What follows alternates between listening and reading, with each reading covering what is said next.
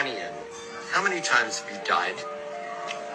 Well, I've been clinically dead 3 times, but I've had 4 experiences, what you would call near-death experiences.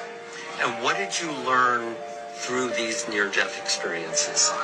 That to even conceive that you're going to die is an insane thought. No one dies. It will never happen. And after being a hospice volunteer for more than 45 years and being with more than 2,000 people going from this world to the next, I can tell you conclusively that you will never die. And when that comes into your thought pattern as a place of value, then you start to really look at who you are and what greatness you can achieve in your life when you are going to be you forever. Because think of how long forever just got if you're never going to die. How sure are you of what you just said? I'll say it again. After being dead more than 4 times, or struck by lightning and dead for 28 minutes, open heart surgery, brain surgery, open heart surgery. Those are near-death experiences except for the lightning strike. And then after open heart surgery, I had to be resuscitated 3 times. That's dead. No pulse, no respiration, no EKG. And after dying with thousands of people and studying death for now more than 45 years, unequivocally, without question, you will never die. And why? You are a great, powerful, and mighty spiritual being with dignity, direction, and purpose. So the only thing that can ever possibly go wrong in your life is you let something affect your dignity, which skews your direction and your purpose.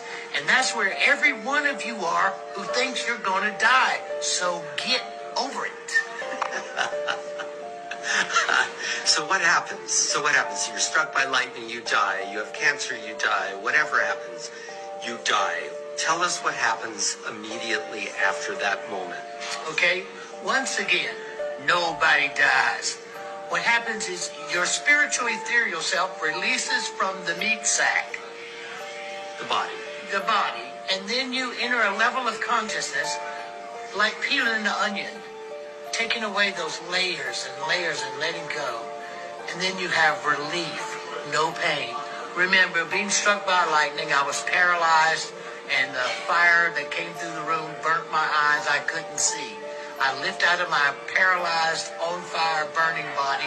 I had no pain. I could see. I could look what's around me, acclimating. And then down a tunnel to a place of bright, brilliant, beautiful light with a silvery, shimmery essence to it that I can only describe using the word sensual.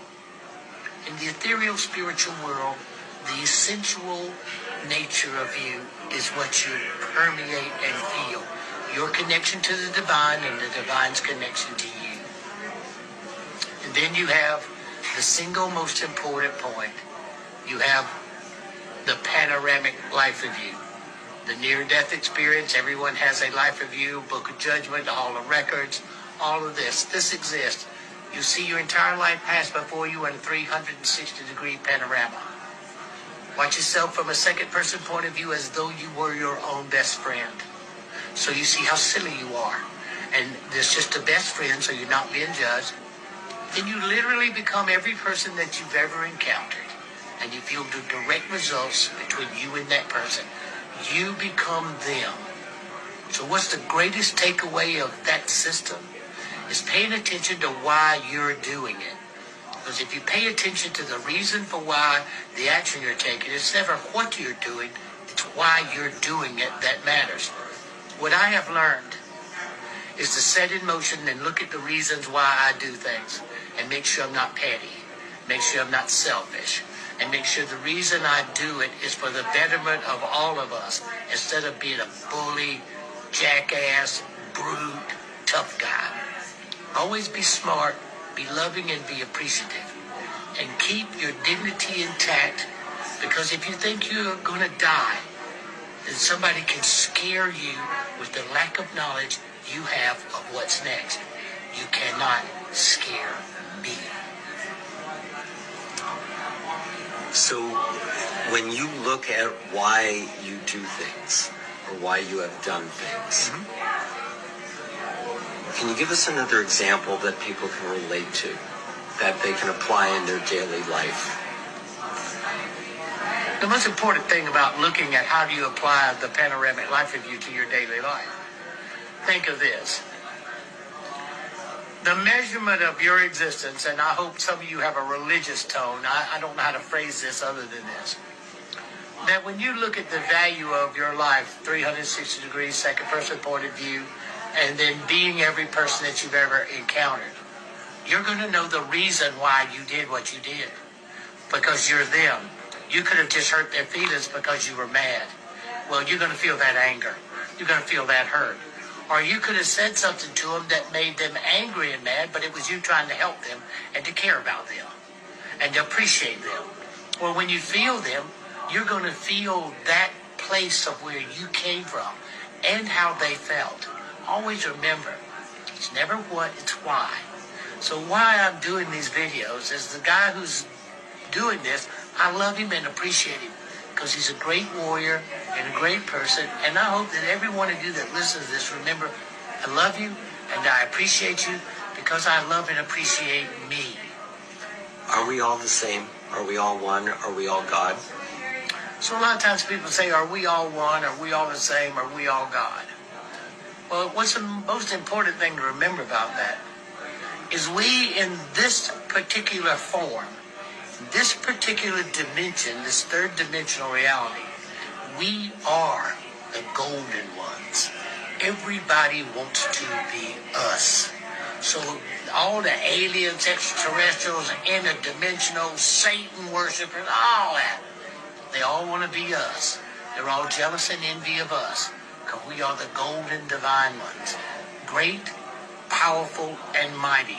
Take time to look those three words up in the dictionary and apply them to who you truly are, a spiritual being with dignity, direction, and purpose. And remember, if you love and appreciate you because who you are, and I just said that, then the nature of being loved and appreciated is an automatic reflection of what I'm telling you to be the truth. Any last words? You're not afraid of dying, are you? Well, any last words? Am I afraid of dying? How could I be afraid of something that never happens? It will never happen. Never. Get over the fear complex. Get over it. It won't work once you take your last breath. And all that stuff you think's going to happen, pay attention to the near-death experience. Don't believe everything you hear people say. And remember, people are describing them in their own unique ways. But take from it the fact that they have reached past the boundary of what we call the end and reached into what we truly know is the journey back home. We come from there here. And we go home when we finish this job. And we will do a series of videos on what the job is and what the reason for this job is and how do you get the best out of it. Dannion Brinkley, how do people find out more about